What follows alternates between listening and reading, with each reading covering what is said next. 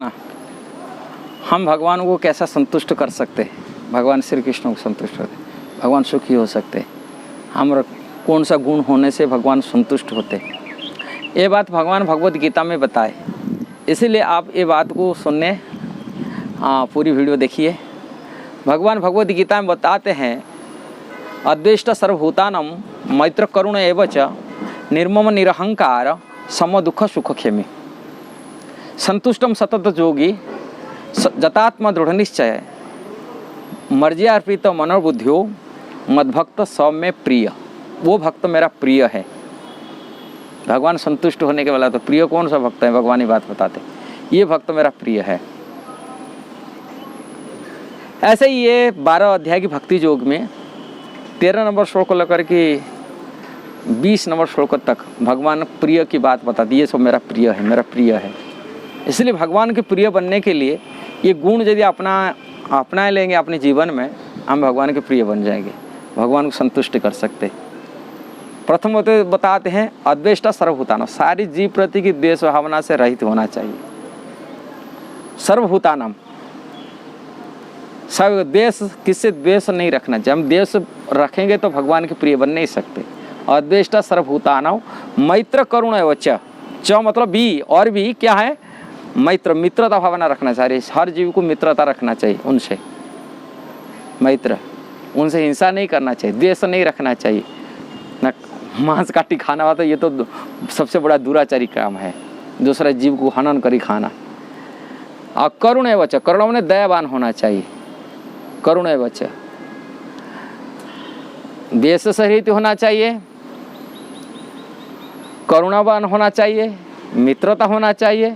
निर्मम मतलब स्वामित्व भावना रही थी, मैं मालिक, मैं ईश्वर, मैं जमीन, मेरा मालिक क्या है, मेरा धन है, ऐसा स्वामित्व सभी कृष्ण का है, अपना का नहीं है। ये विचार होना चाहिए। ये किसकी संपत्ति है? भगवान श्री कृष्ण का। हम मालिक नहीं, हम तो निमित्त मात्र आए हैं। थोड़े दिन के लिए संसार को आए, थोड़े दिन के लिए हमको दिया गया दायित्व, जिम्मेदारी दिया गया।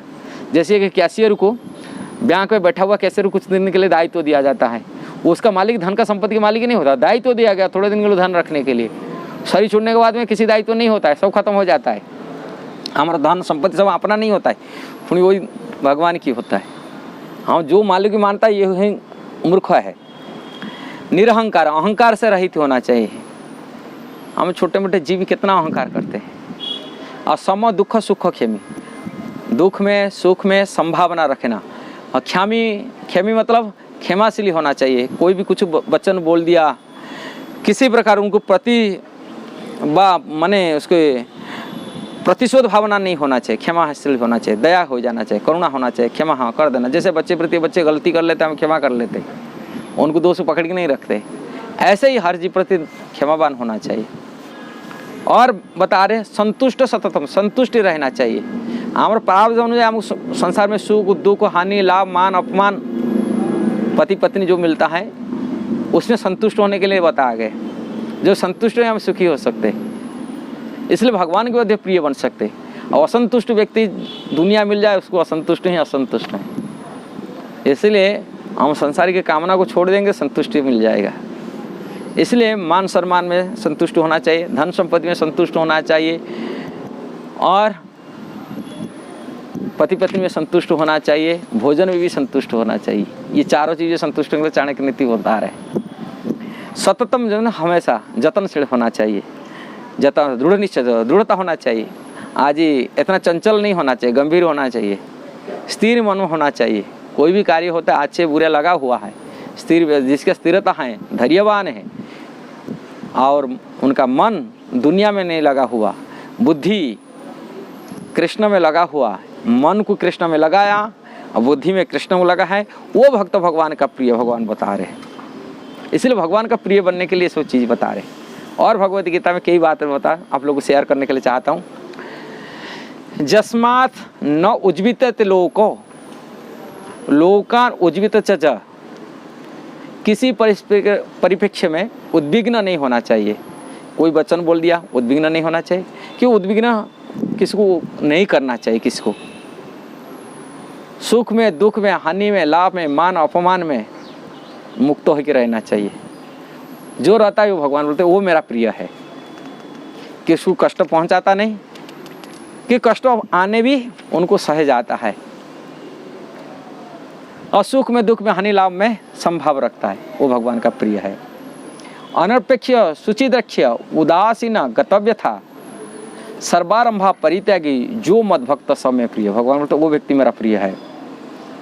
मेरा ऐसा भक्त सामान्य कार्यकल आश्रित नहीं होते, जो शुद्ध हैं, दक्ष हैं, चिंता रहित हैं संसार के और समस्त कष्ट से रहित हैं और किसी के फल के लिए प्रयत्नशील नहीं होता रहता, वो भगवान का प्रिय है। समशत्रु च मित्रे च तथा मानपमानो यो शीतोष्ण सुख दिखेशु समसंग विवर्जित तुल्य निंदा स्तुति मौनी संतुष्ट जन केनचित अनिकेत स्थिरमति भक्तिमन्य से प्रिय नर, वो मेरा प्रिय है।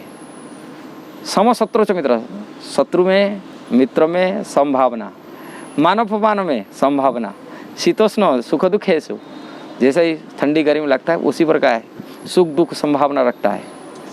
और निंदा स्तुति करता है, कोई निंदा करता है, ये संभाव रखता है, संतुष्ट रहता है उसमें, अनिकेत किसमें आसक्ति रहित होता है, ऐसा व्यक्ति भगवान का प्रिय है। और भगवान बताते हैं प्रिय के लिए अनपेक्ष शुचिदक्ष्य उदासीन गतव्य था सर्वारंभा परित्यागी जो मद भक्त समय प्रिय। जो न हर्ष्यति न दृष्टि न सोचति न कांक्षति शुभाशुभ परित्यागी भक्तिमन्य समय प्रिय। न हर्षित होता है, न शोक करता है, न पश्चाताप करता है, न सुख में दुख में हानि में लाभ में, वही शुभ अशुभ में प्रत्येक वो वस्तु को परित्याग कर संभाव रखने वाला व्यक्ति भगवान का प्रिय। ये भगवान बताइए प्रिय होने का यही कारण है। यदि हम भगवान को प्रिय होना, इस प्रकार वो गुण अपने जीवन में अपनाना पड़ेगा। जब हम इस जीवन में इस प्रकार अपनाएंगे, निश्चित है भगवान श्री कृष्ण के प्रिय बन सकते। हरे कृष्णा। यदि आपको अच्छा लगा ज़रूर शेयर करना, ज़रूर सब्सक्राइब करना, ज़रूर लाइक करना, ज़रूर कमेंट करना। जय श्री प्रभुपाद।